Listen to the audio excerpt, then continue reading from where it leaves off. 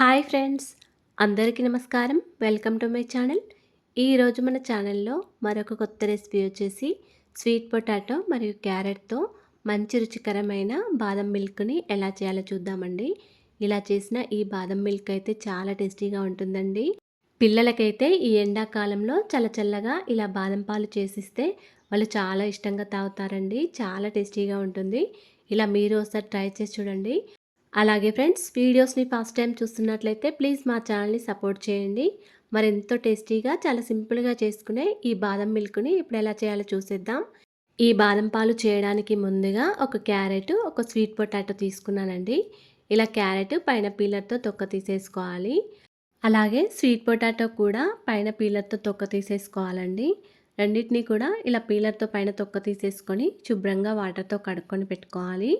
ఇప్పుడు ఈ క్యారెట్, ఈ స్వీట్ పొటాటోను ఇలా చిన్న ముక్కలుగా కట్ చేసుకొని పెట్టుకోండి. మరి పెద్దవి కాకుండా ఇలా మీడియం సైజ్‌గా కట్ చేసుకొని పెట్టుకోండి. ఇప్పుడు కుక్కర్ తీసుకొని ఇందులోకి మనం కట్ చేసుకొని పెట్టుకున్న స్వీట్ పొటాటో మరియు క్యారెట్ ముక్కల్ని వేసుకోవాలి.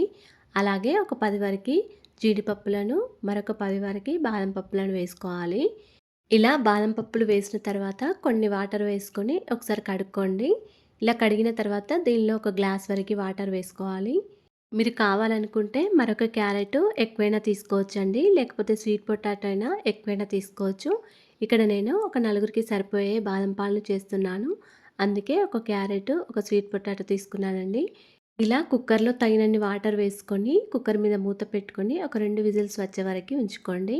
తర్వాత మరొక చిన్న గిన్నె తీసుకొని ఇందులోకి ఒక పావు కప్పు వరకి బెల్లం తీసుకోండి. ఈ బెల్లంలో ఒక చిన్న టీ గ్లాస్‌లో సగం వరకి వాటర్ వేసుకొని బెల్లంని ఇలా పూర్తిగా కరిగించుకోవాలండి. ఇలా కరిగించిన బెల్లంని పక్కకు పెట్టుకోండి. పూర్తిగా చల్లారే వరకి పక్కకు పెట్టుకోవాలి.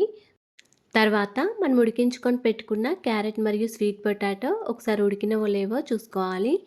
ఇప్పుడు ఇలా ఉడికించుకున్న ఒక్కొక్క బాదంను తీసుకొని పైనున్న పొట్టును తీసేసుకోవాలండి. ఇలాగే మనం అన్ని బాదంలను కూడా పైనున్న పొట్టును తీసేసుకోవాలి. అప్పుడే మనకి ఈ బాదం పాలు టేస్టీగా ఉంటాయండి. ఈ పాలలో వేసే అన్ని ఇంగ్రీడియెంట్స్ కూడా హెల్త్‌కి చాలా మంచిదండి. ఈ ఎండాకాలంలో అయితే చల్లగా ఏదైనా తాగాలనుకుంటే బయట జ్యూస్‌లేమీ తాగకుండా ఇలా ఇంట్లోనే హెల్తీగా, టేస్టీగా ఇలా చేసుకొని తాగేయొచ్చు. పిల్లలకైతే చాలా బాగా నచ్చుతుందండి. వాళ్ళు చాలా ఇష్టంగా తాగేస్తారు. ఇప్పుడు మనం ఉడికించుకొని పెట్టుకున్న క్యారెట్, స్వీట్ పొటాటో, అలాగే పొట్టు తీసిన బాదం పప్పు మరియు జీడిపప్పులను వాటర్‌తో సహా మిక్సీ జార్‌లోకి వేసుకోవాలి. ఒకసారి గ్రైండ్ చేసుకున్న తర్వాత దీనిలోకి ఒక 2 టీ స్పూన్ల వరకి పాలు, ఒక 2 వరకి యాలకులను వేసుకొని మళ్ళీ ఒకసారి గ్రైండ్ చేసుకోండి. ఇలా గ్రైండ్ చేసుకున్న ఈ పేస్ట్‌నంతా కూడా ఒక గిన్నెలోకి వేసుకొని పక్కకు పెట్టుకోండి. తర్వాత స్టవ్ ఆన్ చేసుకొని లోతుగా మందంగా ఉన్న ఒక గిన్నెను తీసుకోవాలి. దీనిలోకి ఒక 3/4 లీటర్ వరకి చిక్కటి పాలను తీసుకోండి. ఇలా గిన్నెలోకి పాలు వేసిన తర్వాత పాలను ఒక పొంగు రానివ్వాలి. ఇలా కొంచెం మరిగిన తర్వాత దీనిలోకి మనం మెత్తగా గ్రైండ్ చేసుకున్న ఈ పేస్ట్‌ని వేసుకోవాలండి. క్యారెట్, స్వీట్ పొటాటో పేస్ట్‌ని వేసుకోవాలి. మీరు కావాలనుకుంటే ఈ పేస్ట్‌ని ఒక 2 డేస్ వరకు స్టోర్ చేసుకొని పిల్లలకి ఎప్పుడు కావాలనుకుంటే అప్పుడు ఇలా పాలు చేసి ఇవ్వచ్చండి. చాలా టేస్టీగా ఉంటుంది. నేనైతే క్యారెట్, స్వీట్ పొటాటో పేస్ట్‌ని మొత్తం కూడా వేసేసాను పాలలో. మీరు కావాలనుకుంటే స్టోర్ చేసుకోవచ్చు. ఎప్పుడు కావాలనుకుంటే అప్పుడు పాలు చేసుకొని తాగొచ్చు. క్యారెట్ పేస్ట్‌నంతా కూడా వేసిన తర్వాత స్టవ్‌ని సిమ్‌లో పెట్టుకుంటూ పాలను చక్కగా మరిగించుకోవాలి. ఈ పాలన్నీ కూడా చిక్కగా అయ్యే వరకి ఉంచుకోవాలండి.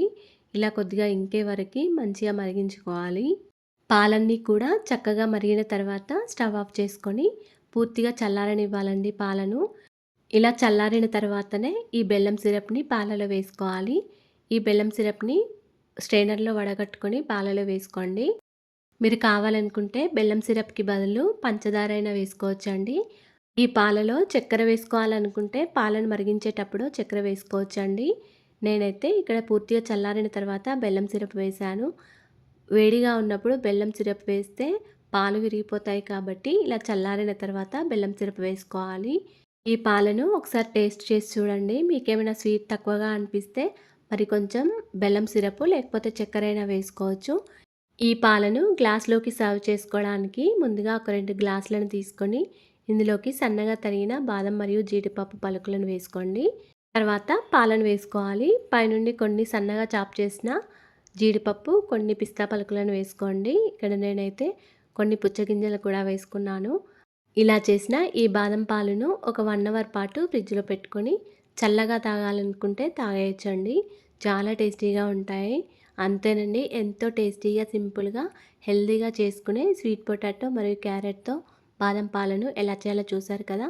మీరు కూడా ఇలా ఒకసారి ట్రై చేసి చూడండి. అలాగే ఫ్రెండ్స్, మా ఛానల్‌ని ఇంతవరకు సబ్స్క్రైబ్ చేసుకోకపోతే సబ్స్క్రైబ్ చేసుకోండి. వీడియో గనుక నచ్చినట్లయితే ఒక లైక్ చేయండి అండ్ షేర్ చేయండి. ప్లీజ్ మా ఛానల్‌ని సపోర్ట్ చేయండి. Thanks for watching.